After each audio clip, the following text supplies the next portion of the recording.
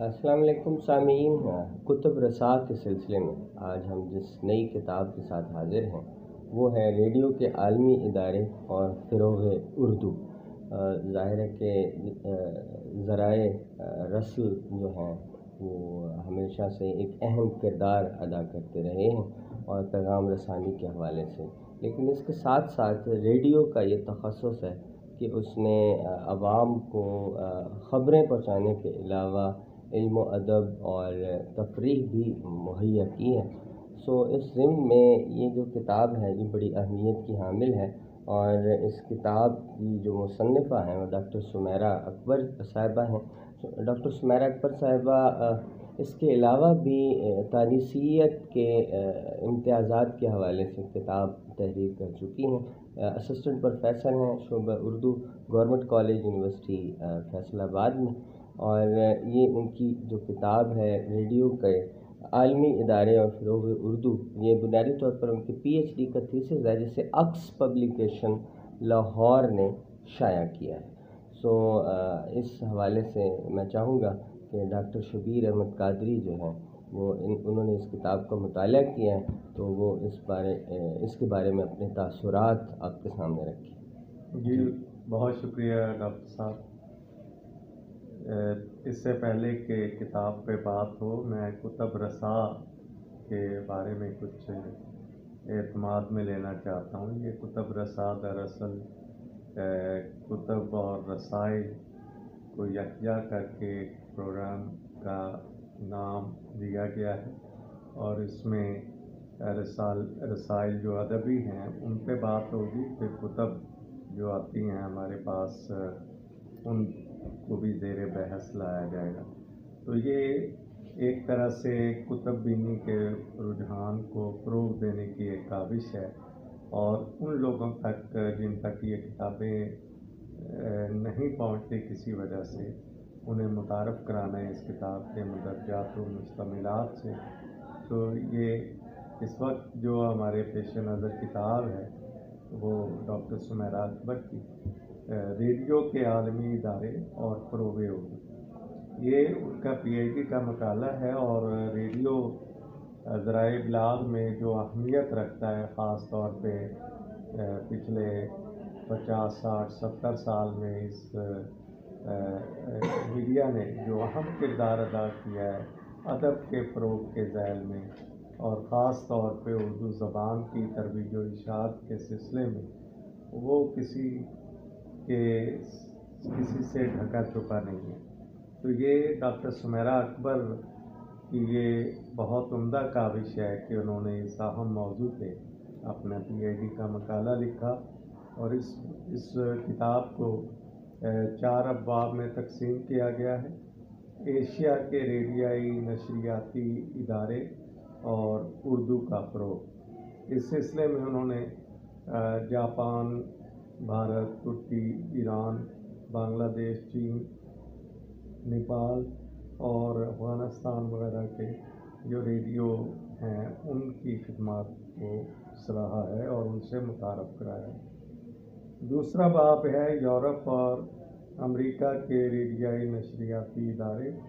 اور اردو کا فروغ۔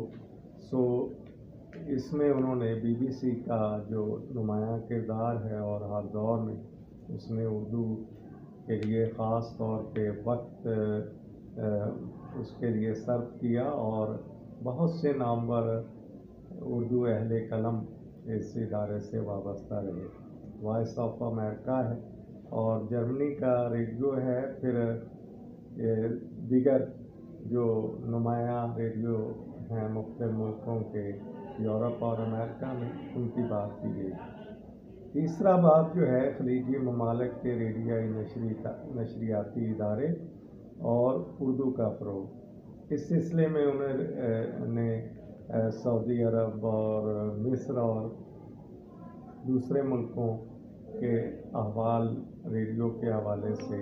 اور ریڈیائی جو خدمات ہیں ان ملکوں کی اردو کے تناظر میں، اس کا جائزہ لیا ہے۔ اس کا آخری باب اردو کے فروغ میں F M online radio channels کا کردار۔ یہ بڑا اپ ڈیٹ کر کے انہوں نے موضوع کا انتخاب کیا ہے، اس لیے کہ آج کی جو دنیا ہے، جو الیکٹرانک میڈیا کی ایک نئی فیز اس وقت بہت مقبول ہے، وہ آن لائن، جس میں فیس بک بھی ہے اور یوٹیوب بھی ہے اور دیگر چینلز ہیں، اس کے ذریعے بہت سے لوگ یوٹیوب ٹی وی چینل بنا رکھے ہیں، ریڈیو کی طرز پہ نشریات جاری رکھے ہوئے ہیں، اور یہ سارا کچھ جو ہے یہ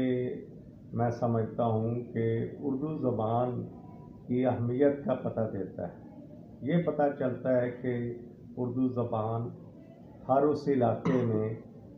اس کی ترویج ہو رہی ہے، اس کی اشاعت اور اس کی ریڈیائی جو نشریات ہیں اس پہ فوکس کیا جا رہا ہے، اور اس سے اردو کی جو اہمیت ہے، اس لیے کہ زبانوں کی جو اہمیت ہوتی ہے وہ اس کے بولنے والوں سے، اس کے لکھنے والوں سے، اس کے پڑھنے والوں سے اور اس کے سمجھنے والوں سے ہوتی ہے، ان کی تعداد کتنی ہے۔ الحمدللہ اردو دنیا کی چند بڑی زبانوں میں شمار ہوتی ہے، اور یہ الگ بات کہ اس زبان کو اپنے ہی گھر میں بے گھر رکھا گیا ہے، اور قومی زبان تو ہے لیکن یہ سرکاری اور جو دفتری زبان ہے اس درجے پہ ابھی اس کو وہ منظوری نہیں مل سکی جو آئین کا تقاضا ہے، جو سپریم کورٹ آف پاکستان کے چیف جسٹس صاحبان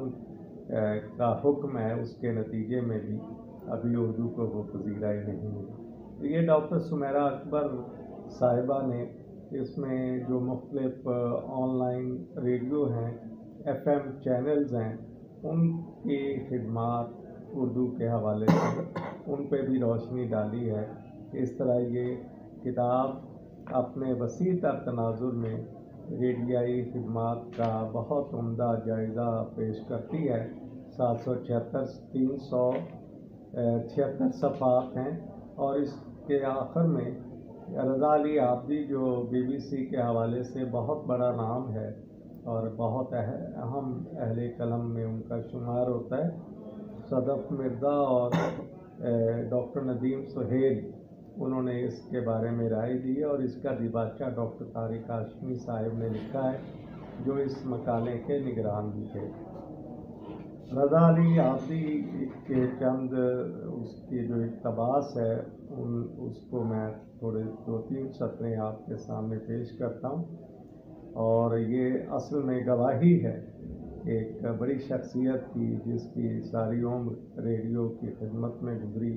اردو کی خدمت میں گزری۔ ہم نے ریڈیو کی دنیا کو بہت جانا تھا مگر یہ محض عام تھا۔ پاکستان میں لکھی جانے والی اس کتاب کی ورق گردانی تو ہم پر کھلا کہ ریڈیو کا جہاں ہمارے قیاس سے کہیں زیادہ کشادہ ہے۔ فیصل آباد کی ڈاکٹر سمیرہ اکبر نے اگرچہ ڈاکٹریٹ کی سند پانے کی غرض سے یہ تحقیقی مقالہ لکھا، لیکن شاید انہیں احساس بھی نہ ہو کہ اس بہانے ان سے کیسی بڑی نیکی سرزد ہوگی۔ ڈاکٹر صاحبہ نے ایک ایسے موضوع کو کھنگال ڈالا کہ عام حالات میں اتنے جتن کرنے کی زحمت کوئی کیوں کرتا۔ یہ اخراج تحسین ہے رضا علی عابدی صاحب کی جانب سے، اور ڈاکٹر صدف مرزا صاحبہ نے بھی اور ندیم سہیل صاحب نے بھی بہت سراہا ہے اس کتاب کو۔ تو میں یہ سمجھتا ہوں کہ ڈاکٹر سمیرہ اکبر بہت باصلاحیت ادیبہ ہیں، اور اپنی کئی کاوشوں، ادبی کاوشیں جو ہیں ان کی کتابی صورت میں، مضامین و مقالات کی صورت میں منظر عام پہ آتی رہتی ہیں۔ تو یہ کتاب ریڈیو کے حوالے سے اور ریڈیو کے ذریعے جو اردو کی خدمت ہوئی ہے اس حوالے سے بہت اہمیت کی حامل ہے۔ جی ڈاکٹر صاحب۔ جی بہت شکریہ قادری صاحب، اس کتاب کا تعارف آپ کے سامنے پیش کر رہے تھے، ریڈیو کے عالمی ادارے اور فروغ اردو۔ بلا شبہ ریڈیو نے ایک بنیادی کردار ادا کیا ہے، اور ہم جب ماضی میں دیکھتے ہیں تو بڑے اہم ادیب جو ہیں وہ ریڈیو سے منسلک رہے، اور اس کے علاوہ ریڈیو جو پاکستان ہے اس کا ایک نمائندہ رسالہ اہم بھی جاری ہوا کرتا تھا، جس میں ظاہر ہے کہ اردو کے فروغ کے حوالے سے اور ادب کے فروغ کے حوالے سے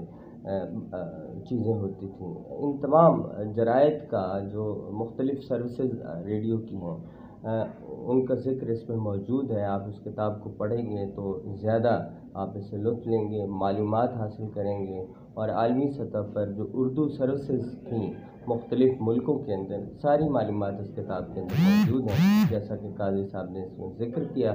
تو آج کی اس کتاب کا تعارف آپ تک پہنچا اور آپ نے اس کو غور سے سنا، آپ کا بہت شکریہ۔